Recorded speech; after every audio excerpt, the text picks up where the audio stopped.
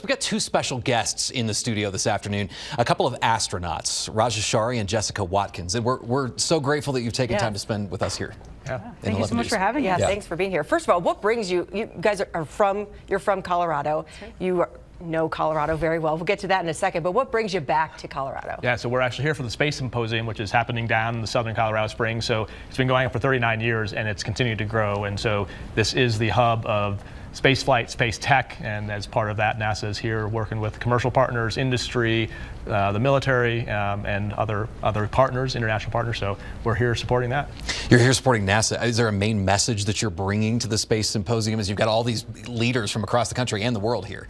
Yeah, you know, it's pretty incredible to be a part of everything that's happening down at the symposium. You can really feel it's palpable in the air, just the excitement about human spaceflight right now, and really all of the different partnerships that we're growing to do, go out further into the solar system, do more science together, do more exploration, and NASA is just excited to be a part of it. How did you get involved in space, Jessica? Yeah, absolutely. So I have been interested in space from a pretty young age. I was about 9 years old when I first kind of voiced to my parents that I was interested in maybe becoming an astronaut. What that ended up looking like was a little bit different than I expected. I actually ended up studying geology as my major in undergrad, and then in graduate school I actually applied it to other planets. So I did most of my research on the geology of Mars. So I've always been interested in space in one way or the other, and just really privileged to be able to explore in this way now. What about you, Raja? Like you mentioned, Adam, Colorado Springs is a second home for me. That's so right. I went to the academy here, graduated back in '99, well, many years ago. So it's kind of cool to come back and see how much Colorado Springs has changed and how much it's staying the same. But for me, I think also from a very young age was interested in exploring and understanding things.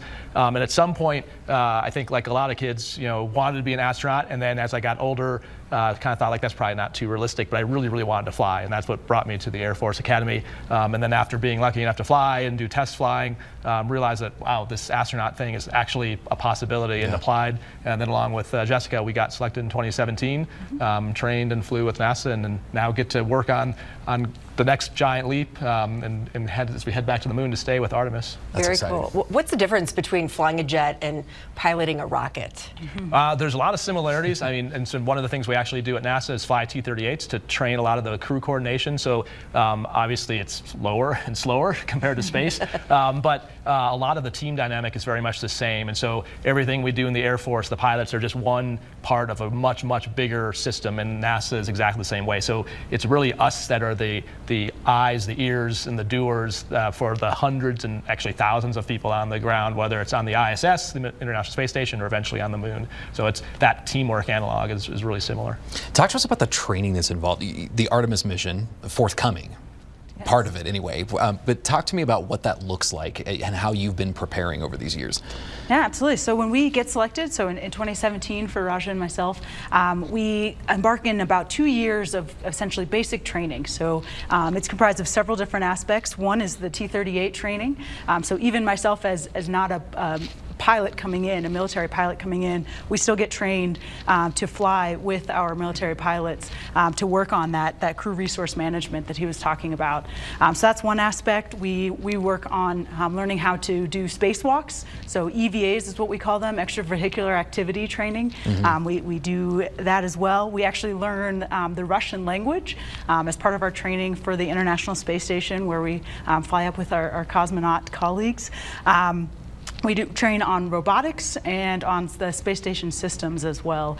And so as we move towards Artemis training and thinking about the lunar surface, we'll do similar type of training, looking at the systems of the vehicles that we'll be flying, Orion in particular, and HLS as well. And then for me as a geologist, one part I'm really excited about is the geology training we'll do, going to lunar analog type of environments where we'll expect the rocks to be similar to what we we'll see on the ground, and learning how to choose the right ones, the best samples to bring back for all the experts here on the ground to analyze. So neat. And NASA's looking for more astronauts. What type of applicants are you guys looking for? You know, somebody's watching this, maybe they're a USAFA grad or will be soon, or in geology as well. What kind of applicant are you looking for? Yeah, so I think we need everyone to apply. And so you're right. So the application window goes through April 16th.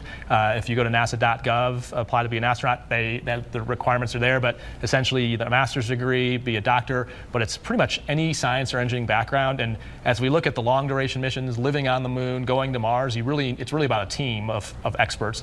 So I can't be an expert geologist. I can learn about geology, but I'm never going to be an expert. Wadi can fly the T-38, but she's never going to be an expert T-38 pilot. And so we need a large cross-section of skills. And so what I tell people is you can look at the bios of all of us online, but I wouldn't, don't be us, because we already have a Jessica Watkins, we already have a me, but that can give you an idea of the skill set. But if you are passionate about engineering, science, medicine, that's the skills, and be a good team player.